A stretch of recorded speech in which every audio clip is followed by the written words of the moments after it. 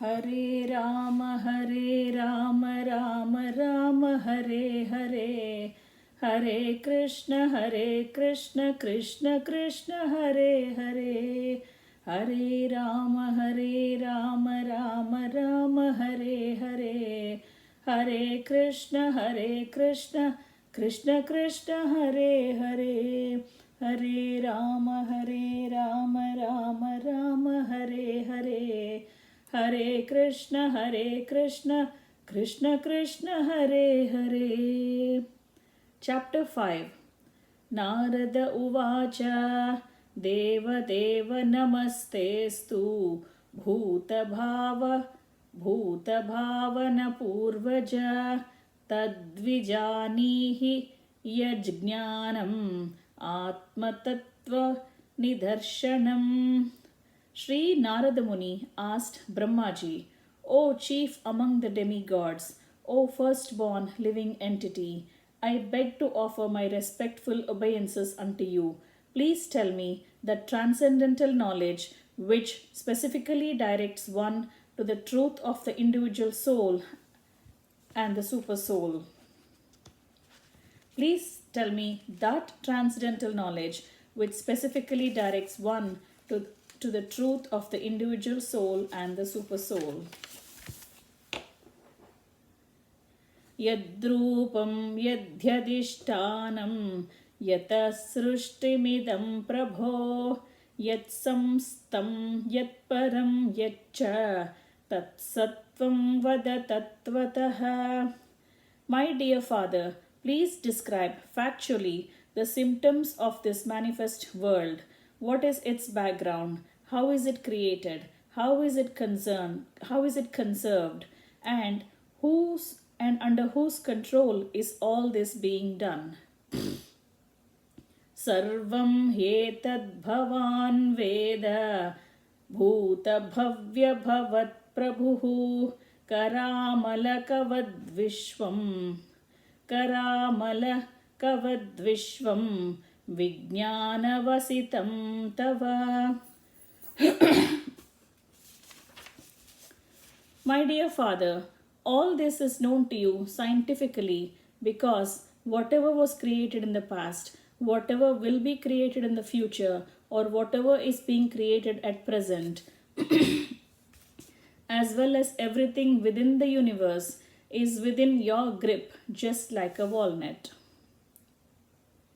Yadvijnano yadadharo yatparastvam yadatmakaha ekah srujasi bhutani bhutairevatma mayaya. My dear father, what is the source of your knowledge? Under whose protection are you standing?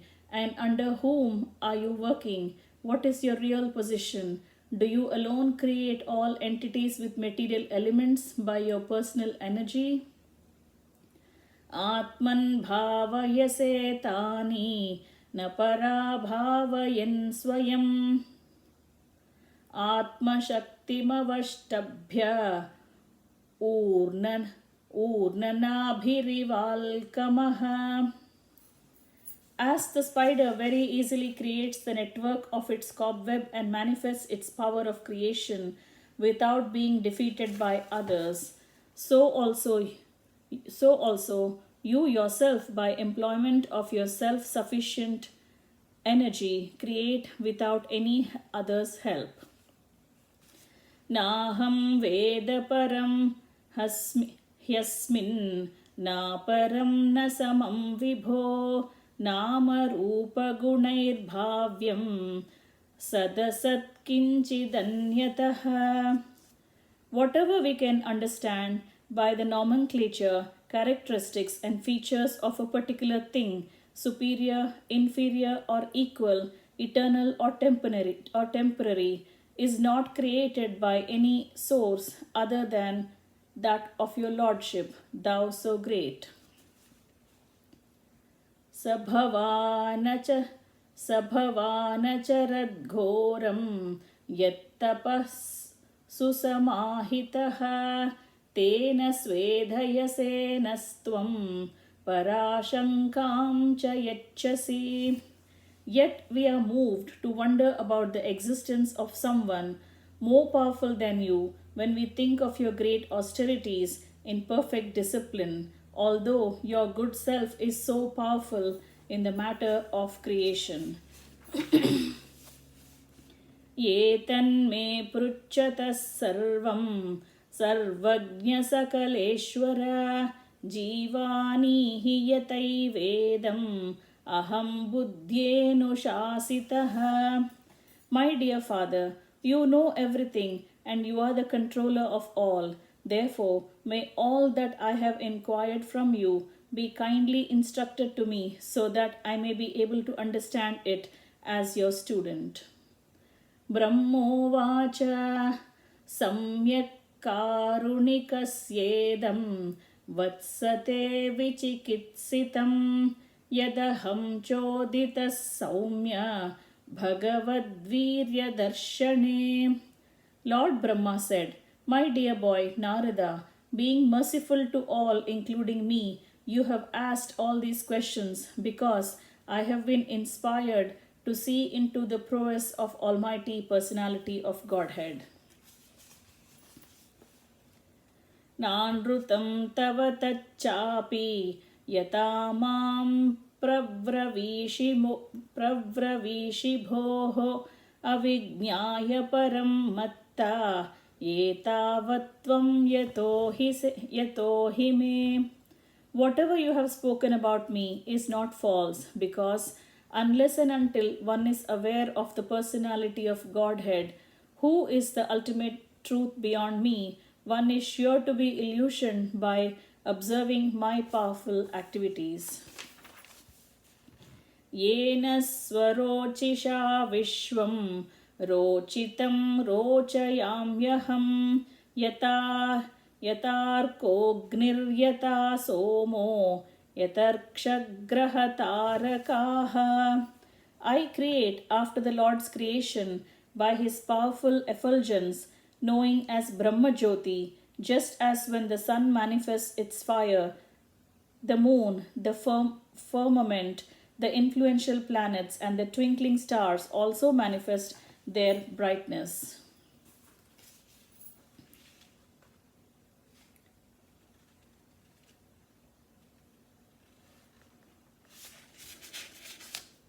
Tasmai namo bhagavate vasudevaya dhimahi yanmayaya durjayaya mam vadanti jagadgurum.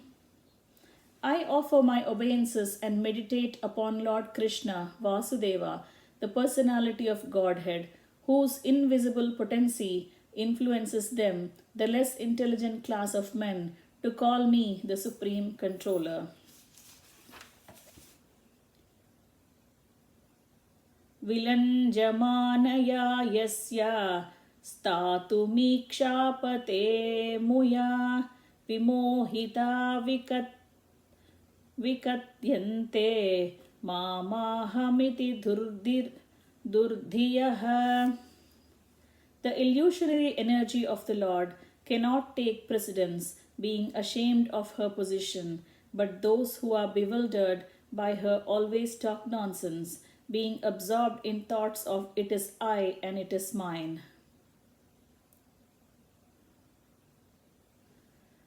Dravyam karma cha kalascha svabhavo jiva eva cha vasudevat paro brahman nachanyortosti tatvataha. The five elementary ingredients of creation, the interaction thereof set up by eternal time, and the intuition or nature of the individual living beings are all differentiated parts and parcels of the personality of Godhead, Vasudeva, and in truth there is no other value in them. Narayana para veda deva narayanangajaha narayana para loka narayana para sakhaha narayana para makhaha. The Vedic literatures are made by and are meant for the Supreme Lord. The demigods are all meant for serving the Lord as parts of his body. The different planets are also meant for the sake of the Lord, and different sacrifices are performed just to please him. Narayana paro yogo, Narayana param tapaha, Narayana param jnanam, Narayana paragatihi.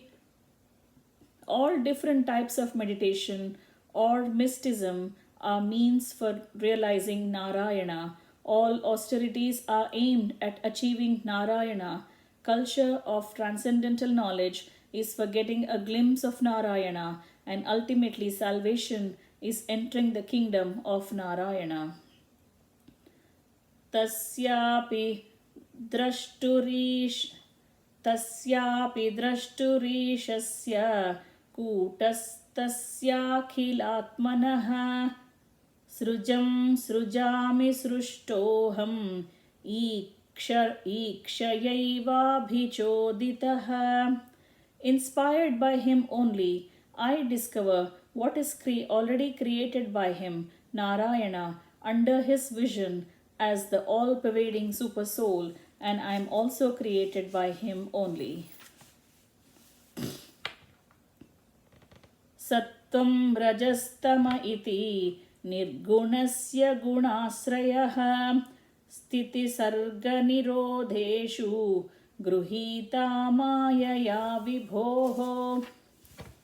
The Supreme Lord is the Supreme Lord is the pure spiritual form, transcendental to all material qualities, yet for the sake of the creation of material world and its maintenance and annihilation, he accepts through his external energy the material modes of nature called goodness, passion and ignorance. Karya-karana-kartrutve dravyajnana-kriyashrayaः bhadanti nityada muktam mayinam purusham gunaha. These three modes of material nature, being further manifested as matter, knowledge and activities, put the eternally transcendental living entity under conditions of cause and effect and make him responsible for such activities. Sayesha bhagavalinger tribhiretairadhokshajaha swalakshitagatir brahman sarvesham mama cheshwaraha. O Brahmana Narada, the superseer, the transcendent Lord, is beyond the perception of material senses of living entities because of the above mentioned three modes of nature, but he is the controller of everyone, including me. Kalam karma svabhavam cha mayesho mayaya swaya atman yadruchaya praptam vibhubhushurupadade. The Lord, who is the controller of all energies, thus creates by his own potency, eternal time, the fate of all living entities and their particular nature for which they were created, and he again merges them independently. Kalad gunavyatikaraha parinamasvabhavataha karmano janma mahataha purushadhishtitadhabhut. After the incarnation of the very first Purusha, Karanar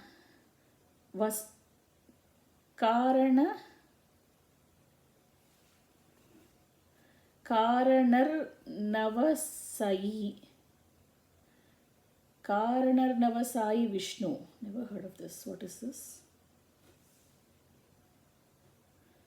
Karanar Navasai Vishnu. Okay.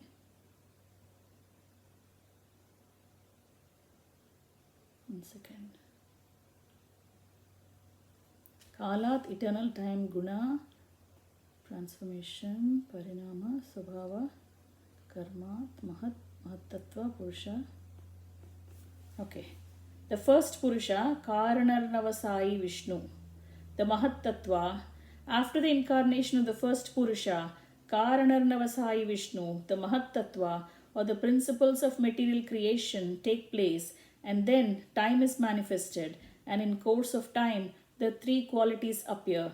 Nature means the three qualitative appearances. These transform into activities. महतस्तु विकुर्वाणाद् द्रजस्सत्त्वो सत्त्वोपबृंहितात् तमः प्रधानस्त्वभवद् द्रव्यज्ञानक्रियात्मकः.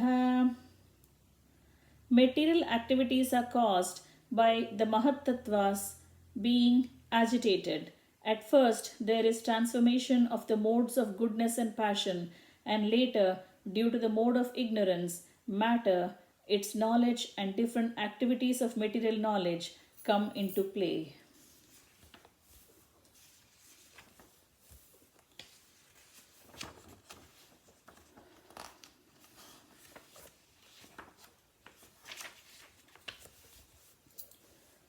सोऽहङ्कार इति प्रोक्तो विकुर्वन् समभूत्त्रिधा वैकारिकस्तैजसश्च तामसश्चेति यद्भिदा द्रव्यशक्तिः क्रियाशक्तिर्ज्ञानशक्तिरिति प्रभो. The self-centered materialistic ego, thus being transformed into three features, becomes known as the modes of goodness, passion, and ignorance in three divisions, namely the powers that involve matter, knowledge of material creations, and the intelligence that guide such materialistic activities. Narada, you are quite competent to understand this. तमसादपि भूतादेर्विकुर्वाणाद्भुतन्नभः तस्य मात्रा गुणः शब्दो लिङ्गयद्द्रष्टुदृश्ययो. From the darkness of the false ego, the first of the five elements, namely the sky, is generated. Its subtle form is the quality of the sound, exactly as the seer is in the relationship with the seen. Nabasota vikurvanad adbhut sparsh navasota vikurvanad abhut sparsha guno nilaha paranvayachabda vamscha प्राणः ओजस्सहो बलम्. वायोरपि विकुर्वाणात् कालकर्मस्वभावतः उद्यपद्यत तेजो वै रूपवत्स्पर्शशब्दवत् तेजसस्तु विकुर्वाणाद् आसीदम्भो रसात्मकं रूपवत्स्पर्शवच्चाम्भो घोषवच्च परन्वयात् विशेषस्तु विकुर्वाणाद् अम्भसो गन्धवान्नभूत् परान्वयाद् रसस्पर्श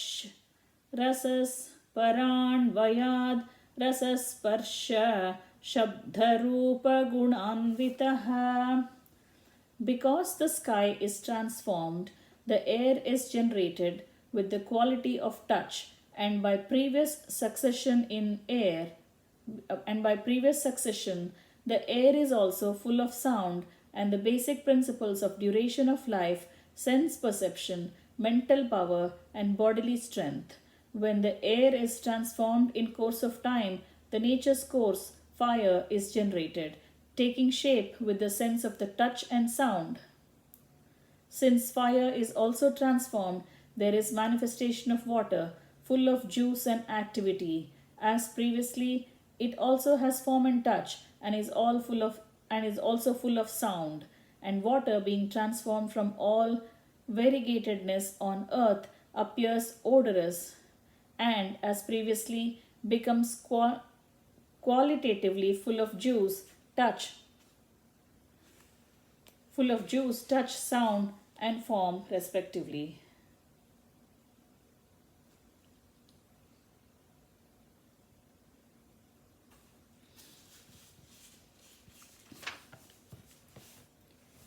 वैकारिकान् मनो जज्ञे देवा वैकारिका दश दिग्वातार्कप्रचेतोष्वी वह्नीन्द्रोपेन्द्रमित्रकाः. From the mode of goodness, the mind is generated and becomes manifest, as also the 10 demigods controlling the bodily movements. Such demigods are known as the controller of directions, the controller of air, the sun god, the father of Daksha Prajapati, the Ashwini Kumaras, the fire god, the king of heaven, the worshipable deity in heaven, the chief of the Adityas, and Brahmaji, the Prajapati, all come into existence.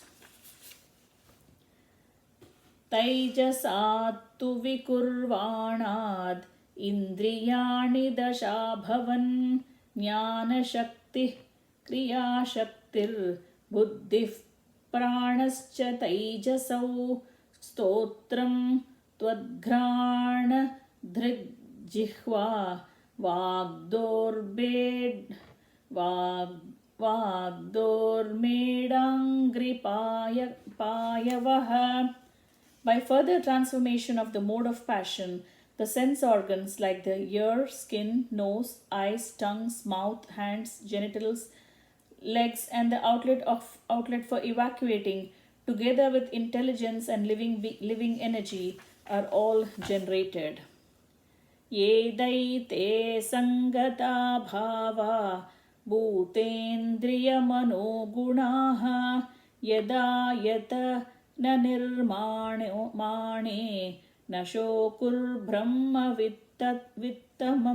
vittama.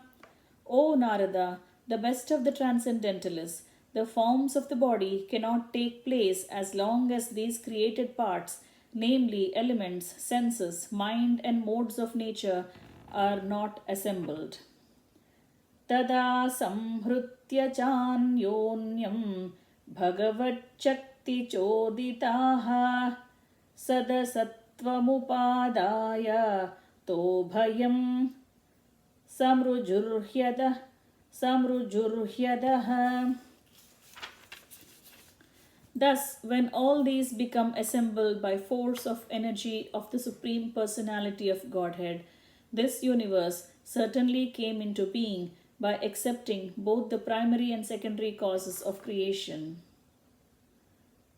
Varshapuga sahasrante tadanda mudakeshayam kala karma svabhavasto jivo jivamajivayat. Thus all the universes remained thousands of eons within the water, the causal ocean, and the Lord of living beings entering in each of them caused them to be fully animated. Sayeva purushastasmad andam nirbhidya nirgataha sahasrorvangri bahvakshaha sahasrananashirshavan. The Lord, Mahavishnu, although lying in the causal ocean, came out of it and, dividing himself as Hiranyagarbha, he entered into each universe and assumed the Virat Rupa with thousands of legs, arms, mouths, heads, etc. The other one that I was confused is Garbhodakashayi. I think here they wrote some Karkotakasai or something. What was that sai? 1 second.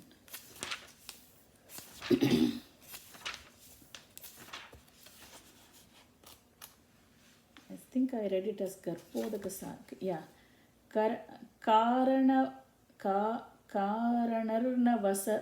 Karanarnavasa Sai Vishnu. That's how they wrote here, but I have read it as Garbhodakashayi. Okay. स एव पुरुषस्तस्माद् अण्डं निर्भिद्य निर्गतः सहस्रोर्वङ्घ्रिबाह्वक्षः सहस्राननशीर्षवान्.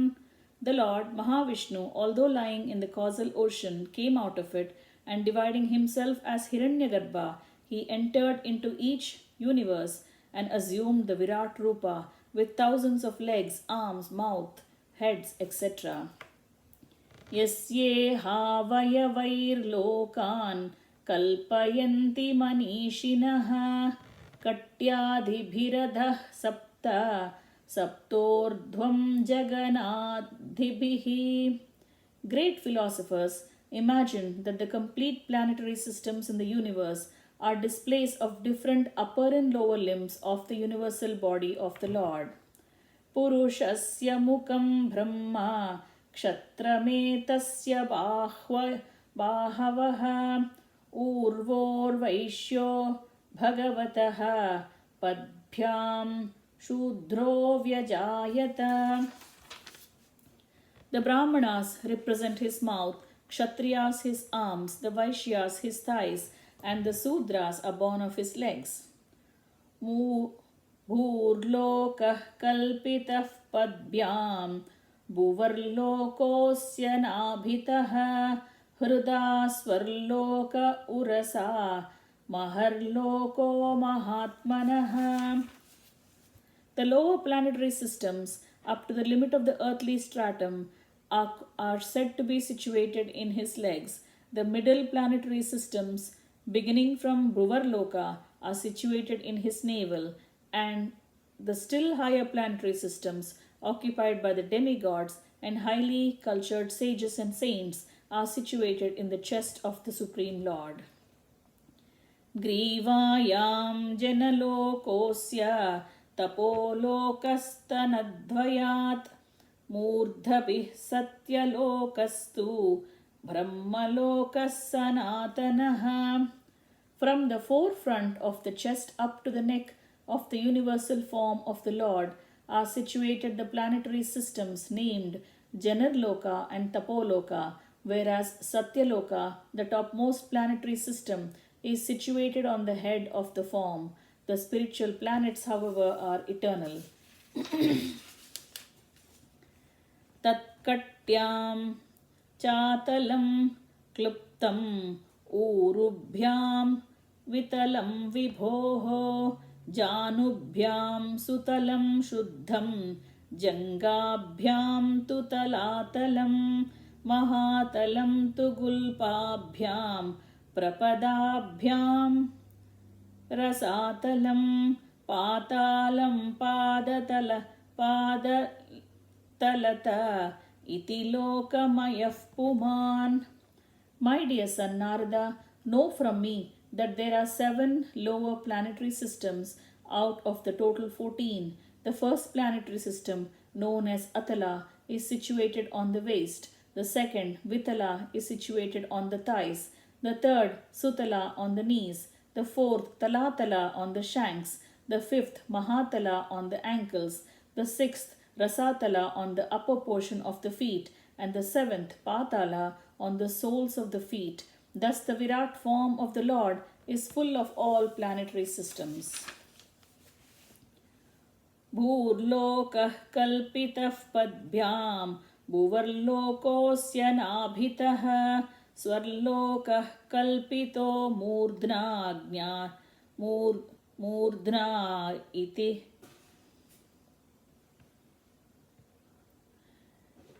iti va loka kalpana.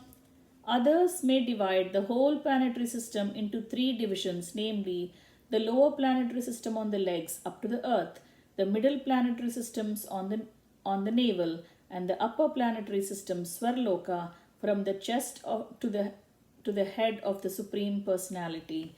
Thus ends the chapter entitled The Cause of All Causes. Hare Rama, Rama Rama, Hare Hare. Hare Krishna, Krishna Krishna, Hare Hare. Hare Rama, Rama Rama, Hare Hare. Hare Krishna, Krishna Krishna, Hare Hare. Hare Rama, Rama Rama, Hare Hare.